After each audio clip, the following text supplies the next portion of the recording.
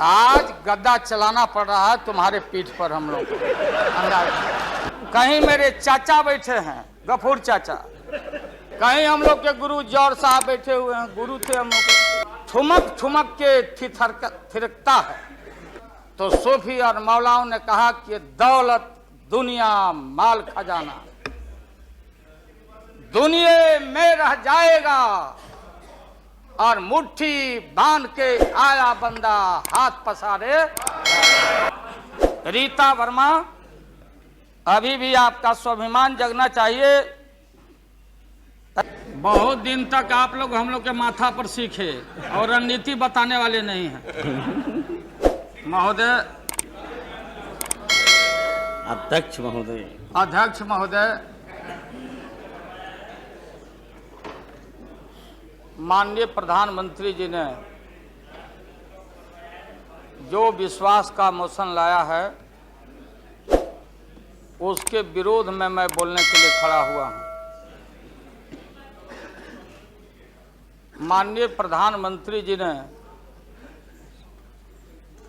कुछ बोलने के पहले पूरे प्रतिपक्ष से जानना चाहा क्या विकल्प है, कैसी सरकार आप लोग बना रहे हैं, थोड़ा हमको बता दीजिए ताकि बाद में भी हम अपना काम चला लेंगे। प्रधानमंत्री जी को धन्यवाद देते हैं, वो चेतनशील व्यक्ति हैं। ठीक आज से 4 दिन पहले माननीय प्रधानमंत्री जी ने, अटल जी ने अग्नि परीक्षण के समय शाम को राष्ट्र को संदेश दिया था। एकाएक हम लोग सुने कि राष्ट्र को संबोधित करने वाले हैं प्रधानमंत्री जी। सब कार्यक्रम छोड़ के हम लोग बैठ गए टीवी पे और हम लोग इंतजार में थे कि चेतनशील व्यक्ति हैं, गलत कुसंगति में फंसे हुए थे, अभी उनको चेतना जरूर जगी होगी। जैसे रहीम ने कहा था, जो रहीम उत्तम प्रकृति का करी सकत कुसंग, और चंदन विष व्यापते रहे लिपटे रहत भुजंग।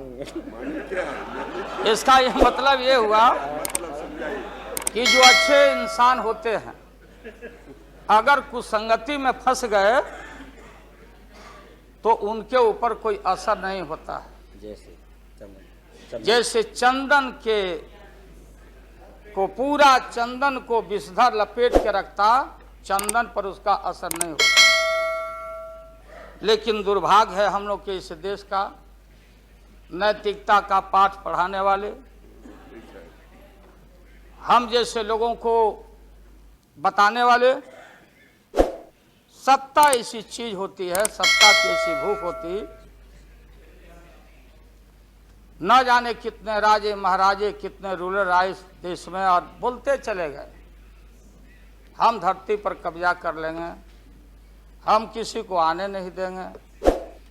रावण भी आए तो बोले कि हम सीढ़ी लगाएंगे स्वर्ग में, लेकिन धरती ज्यों के त्यों है और खामोश है। ये जो मन है, ये मन इतना मतवाला है कि चेतता नहीं। भाई जा सुनिए, उसमें हम सब लोग हैं। आप सुनिए भाई, उसमें हम सब लोग हैं। हाँ, वो बता रहे हैं, वो भी बता रहे हैं। मुझे अफसोस है कि आप जा रहे हो। कहीं मेरे चाचा बैठे हैं, गफूर चाचा, कहीं मेरा भाई बैठे हैं नीतीश कुमार, लेकिन धर्म अधर्म की बारी आई है तो आज गद्दा चलाना पड़ रहा है तुम्हारे पीठ पर हम लोग। चिंता मत कर। तो ये जो मन है मतवाला, कहीं हम लोग के गुरु जौहर साहब बैठे हुए हैं, गुरु थे हम लोग के। मुझे अफसोस है, मैं आता हूं कि ये जो मन है माननीय प्रधानमंत्री जी मतवाला भोला है, ठुमक ठुमक के थिरकता है, चाहे होली हो या कोई हो। जैसे आप थिरक रहे थे और हम कपड़ा फाड़ के पटना में होली गए, ऐसे ही लोगों के लिए ये धरती ज्यों का पृथ्वी खामोश है, वही ज्यों का त्यों है। सूफी आए, संत आए, आपके सूफी संत जैसे अडवाणी जी बैठ के उपदेश पढ़ा रहे थे। आपने सोचा नहीं कि आपका सत्यानाश क्या हुआ, किसने किया ये बात।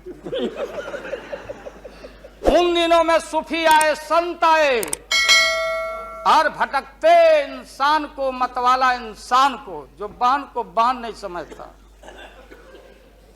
माँ को दूसरे की माँ को माँ नहीं समझता, दूसरे के बाप को बाप नहीं करता, प्रणाम नहीं करता, तो सूफी और मौलाओं ने कहा कि दौलत दुनिया माल खजाना दुनिया में रह जाएगा और मुट्ठी बांध के आया बंदा हाथ पसारे।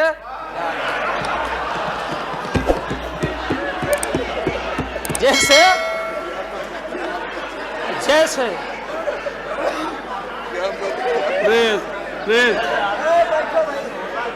लेकिन ये जो मन है,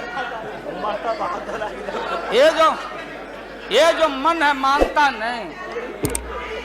आपने कहा था यहीं, अरे बन रीता वर्मा, अभी भी आपका स्वाभिमान जगना चाहिए।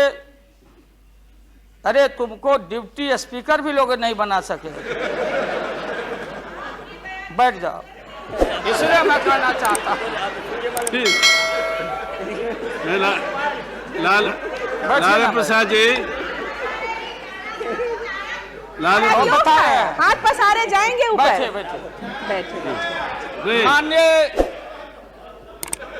दिन दशा आपके 13 महीने के शासन में मुझे अफसोस है, 13 महीने के शासन में हम लोग के पुराने गुरु जौहर साहब के कपड़ा में, लता में, अरे रुको ना भैया, सुना करो ना, कोई परिवर्तन नहीं हुआ। आप देखेंगे कि हम लोग टाइट कपड़ा पहन के आते हैं। जौहर साहब का पोशाक देख लीजिए, और बिहार में जाते हैं तो फिर वहां पोशाक आप देख लीजिए, अरे फटा। यही स्थिति उनकी रह गई, अब उनका क्या दोष हो सकता है। तो आखिर इनका और उनका जो मिलन हुआ, जौहर साहब का और रूमर फ्लोटिंग सेंटर का जो मिलन हुआ, तो ये बड़े सोच समझ के हुआ। तो जौहर साहब के मामले में जो भ्रष्टाचार पर सोच है, जो बताते रहे हैं, हम लोग को जेल भेजवाते रहे हैं। राबड़ी देवी महिला मुख्यमंत्री, जिसका मुकदमा में नाम नहीं हो, अपमान कराते रहे हैं। राबड़ी देवी मिलती है माननीय प्रधानमंत्री जी से मेरे साथ में, प्रधानमंत्री जी ने माना कि बहुत गलत काम हुआ। तो मैं फिर आऊंगा। आपने कहा था कि दुनिया का सबसे बड़ा स्काम है पशुपालन स्काम। आएगा दूध का दूध, पानी का पानी, जैसे सारे बैठे हुए लोग। अब बचा कौन है इस मुल्क में? कौन बेदाग बैठा है? और मैं इन चीजों को आज कोई छेड़छाड़, कोई बात नॉर्म्स के खिलाफ मैं जाना नहीं चाहता हूं। बातें दबाई नहीं जा सकती है। चाहे जितनी बातों को हम जहां भी थापर साहब के टीवी में या जहां भी हम कोई बातों को कह डालें, बात दबती नहीं है, अभिलेख मिटता नहीं है। आप माननीय प्रधानमंत्री जी, आपने चिंता जताई और इतिहास को, अडवाणी जी गृह मंत्री जी ने गृह को खराब किया है। आपका जो गृह है उन्होंने खराब किया है, और आप मतवाले की तरह आपका ज्यादा दोष नहीं है। मैं किसी को अपमान करने के लिए नहीं कहता हूं। मैं जन्म लिया था फुलवरिया गांव गोपालगंज में, फुलवरिया गांव में, तो हम लोग को मालूम नहीं कि हमारे भविष्य में क्या लिखा है।